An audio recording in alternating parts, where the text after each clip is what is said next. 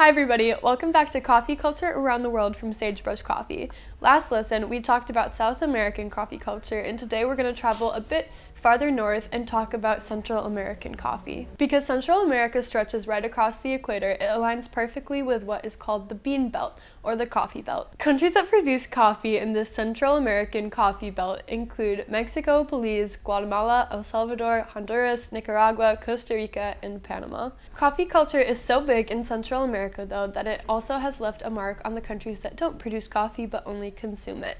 For historical reasons, let's start with the Caribbean. The Caribbean was the first, or one of the first places in the Americas to be introduced to coffee in the 1700s. Like other places that we've talked about, the official introduction of coffee is a bit unclear, but in the late 1790s, Saint Domingue was a French territory in the Caribbean that was producing over half of the world's coffee for the time.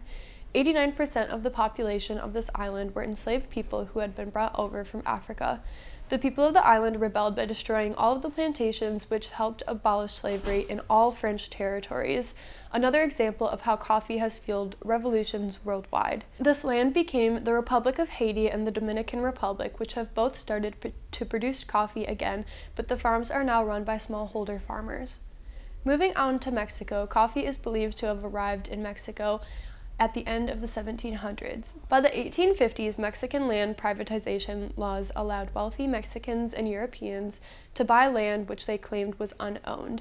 This resulted in farmers being pushed out of their land and forced into hard labor on newly developed large plantations called fincas. The word finca literally translates to ranch or country estate in English. After the Mexican Revolution in the early 1900s, these fincas were broken up and the land was granted back to indigenous farmers and campesinos. Today, the majority of Mexican coffee farms are family-owned and less than 5 acres large.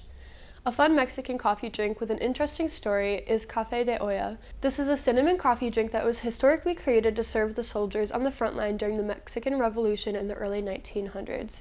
Today, the drink is served at restaurants and cafes throughout the country and is typically served in an earthen clay pot or mug.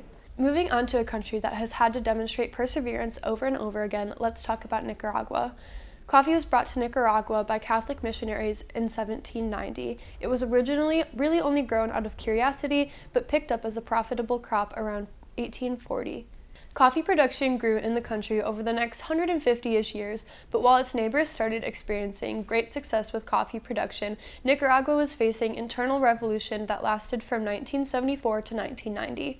The country was also hit by a Category 5 hurricane, Hurricane Mitch, in 1998, which slowed its progress both in and out of the coffee industry. Nicaraguan coffee farmers have been persistent throughout all of these hardships. The industry is growing, but they still face many struggles. Today, most Nicaraguan coffee farms are family-owned, and many organizations called growing cooperations exist to help them connect, the most notable of them being the Nicaraguan Association of Smallholder Coffee Cooperatives. Although coffee has had an impact in essentially every country in Central America, there's one more that I'm going to talk about in today's lesson which holds a very special place in my heart, and that country is Panama, where I traveled for school when I was 17.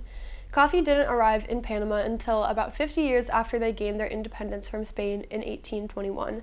It was brought over by an English captain and his Panamanian wife. The couple wished to start their own coffee farm in the coffee belt, and that they did. Coffee has always been produced on a relatively small scale in Panama. In 1997, the Specialty Coffee Association of Panama was founded by 7 producers in the Boquete and Colcan Candela regions. The SCAP has encouraged Panamanian coffee farmers to continue to focus on quality over quantity. The country now produces just 0.1% of the world's coffee, but has been recognized as one of the finest coffee-producing countries in the world.